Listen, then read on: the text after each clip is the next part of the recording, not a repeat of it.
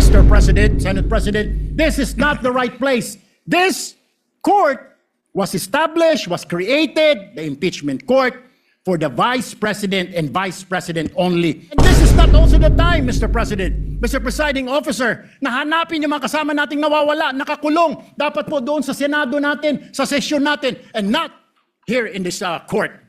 If we have to prosecute, then prosecute her with the evidence kung meron.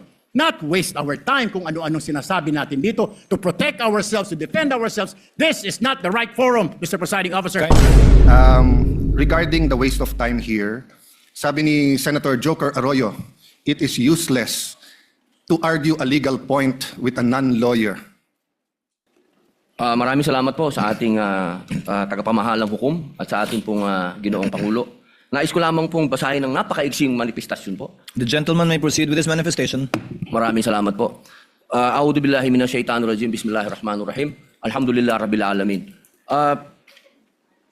Aming mga kasama, ako po'y humihingi ng paumanhin sapagkat dito pong nakaraang linggo, lumabas po sa mga balita na may aligasyon na ako daw po ay hindi sumusunod sa batas. Ito po ay nakalulungkot para sa isang senador, sa isang senator judge, ang masabihan na hindi sumusunod sa batas. Samantalang nung tayo po ay merong mahal na saksi dito, pinaalala po natin sa kanya na harapin ang batas. Noong nakaraang linggo, ang ating pong kaibigan na ombudsman, ang sinabi po ng mahal na ombudsman na ako daw po ay hindi sumunod sa kanilang pasabi na mag-file ng aking counter affidavit. Nakakalungkot po ito sapagkat hindi po ito totoo. Inaamin ko po sa inyo kung ICC lang, hindi po talaga ako susunod. Hindi ako magpapasakop sa ICC. Pero dahil ginagalang ko po ang ombudsman, dahil siya po ay aking kaibigan na itinuturing, dahil nagkaroon na po kami ng napakahabang kwentuhan sa aking opisina nung siya po ay kalihim ng hustisya, nag-file po kami. Ito po, hawak ko po ang original. Dahil sa akin po, importante ang original. Ito po ang original, nakalagay po dito. Nag-file ako. Nakalulungkot po na pati ang media ay nakikisama sa ganitong klaseng propaganda na ang isang senador ay hindi sumusunod sa batas. Isang senator judge. Ito po, maaari ko po kayong bigyan ng kopya, mga mahal kong kasama, para mapatunayan na hindi ko po kayo ilalagay sa kahihiyan. Ako po ay nag-submit ng aking counter affidavit. At ganun din po, humihiling din po ako sa aking mga kasama, lalong-lalo na po sa aking kaibigan, Ginoong Pangulo, na sa mga ganitong pagkakataon, hinihingi ko po na tulungan din po ninyo kami. Na maipaliwanag din po namin sa media na meron din po kaming mga pagkakataon na ipagtanggol din ang aming sarili at kami wag husgahan kaagad na kami hindi sumusunod sa batas. Yun lamang po, Ginoong Pangulo at tagapangulong hukom. Maraming salamat. Senators Erwin Tulfo, Senator Judge Alan Cayetano, thereafter Senator Judge Tito Soto are recognized. What is your pleasure, Senator Judge Erwin Tulfo? Mr. Presiding Officer, Senate President, ladies and gentlemen, this impeachment court was established to try the Vice President of the Republic.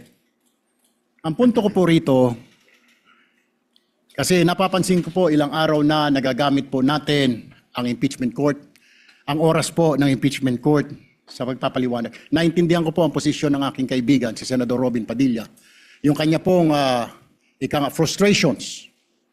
Pero gusto ko lang po sana ipaalala sa ating presiding officer, sa ating pong Senate President, at matanong, ano po ba ang ating ginagamit na rules ngayon? Pwede po ba yung mga problema po labas sa impeachment court na ito o labas sa kaso ng Vice President ay dadalhin natin dito? Di po ba ang korte na ito na itatag para po sana kay Vice President at kay Vice President lamang? Mga ebidensya, mga testimonya, mga pahayag patungkol lamang po sana sa impeachment ng Vice President. Kasi dito pong mga nagdaang araw, Mr. Presiding Officer, Senate President, mga kasama, napansin ko po na nagagamit ang oras po ng impeachment court sa pagtatanggol po ng mga nakaraang araw ng sarili ng ilan sa mga kasamahan natin sa mga akusasyon. This is not the right forum and the right venue and not the right time to explain your situation. Kung gusto po ninyong mag-eksplika ng inyong mga saloobin, problema, maaari naman po ninyong gawin yan sa labas po ng oras ng impeachment court. Maaari pong sa press conference, nandyan naman po ang Senate media. Anytime po, nandoon sila sa Senate briefing room, press briefing room. Maaari din po sa Facebook o sa YouTube magpaliwanag. Huwag po nating gamitin ang oras ng impeachment court sa pagpapaliwanag o sa pagtatanggol ng ating mga sarili simula pa po noong nakaraang linggo. Because the time we waste here to defend ourselves, defend what we believe or what have you, is an injustice to the Vice President.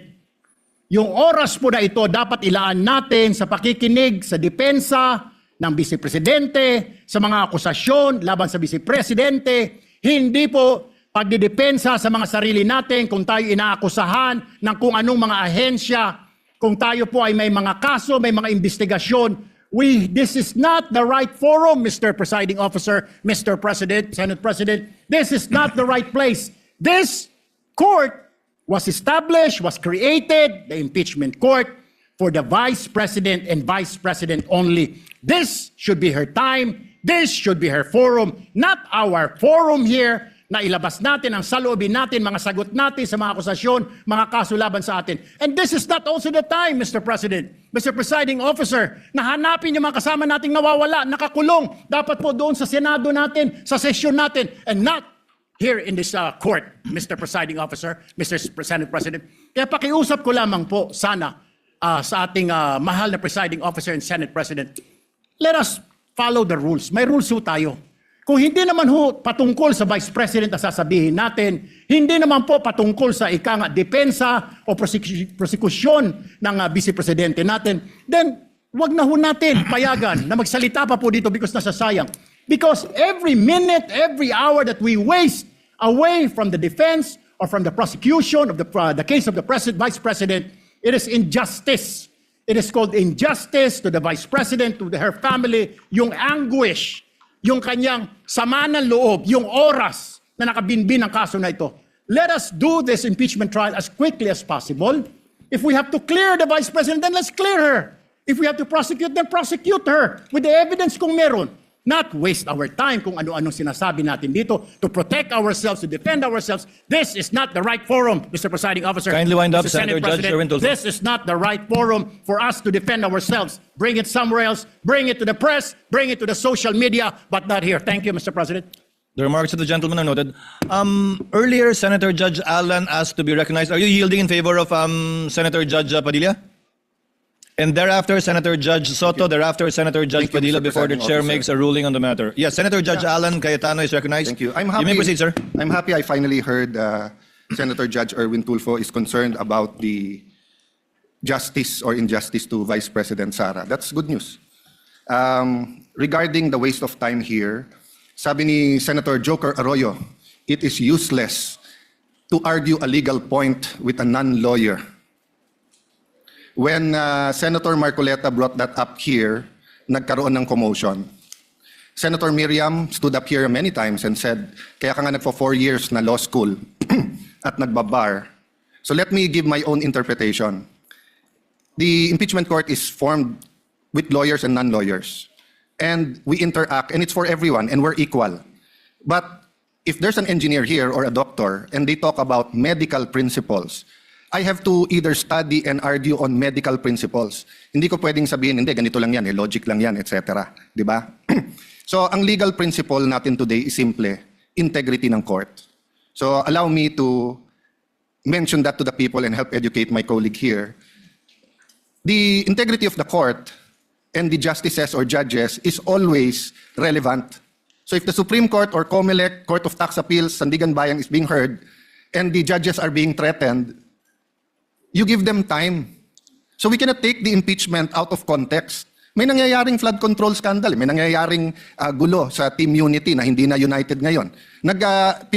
We consider Senator Marcoleta and Senator Jinggoy political prisoners, weaponized. yung Blue Ribbon Committee at weaponized yung ano. So Mr. President, hindi tama na sabihin na I wasn't, after we brought up the problem with NBI, they doubled down, gumawa pa ng task force. I mentioned 2 colleagues sa SALN, I didn't accuse them. Sabi ko lang, just like Vice President Sara, just because tumaas ang SALN, can we already ask for the BIR, for the AMLA and the bank accounts? So sabi ko, yan ang i-discuss namin sa Monday. Nag-react na, nag-accuse. I did not take up your accusations here today. Si Secretary Vince Dizon, 3 beses na nag-verify sa Taguig. Sinabi na 3 beses na walang ghost. Ngayon, i-verify ulit. I wasn't going to bring that up, but then i-question ninyo si Senator Padilla. It was all over the news na hindi niya inintindi or he snubbed the ombudsman. I was going to stand up before Senator Erwin stood up just to say, may registered mail. So nung una pa lang, 5 minutes si Senator Tulfo. So I'll take the 5 minutes also if you don't mind. The gentleman may proceed and kindly be mindful of the time. Yes, I will now. So I'm just saying, Senator Padilla just stood up to say, sumusunod siya sa batas. Tapos, kaya humaba to dahil nga hindi importante ata dito yung integrity ng judge. Lastly, kaya sinabi kong it's useless to argue a legal point. Ilang beses ko na narinig dito. It's our job to clear or prosecute the Vice President. Hindi po. It's our job to try and to decide.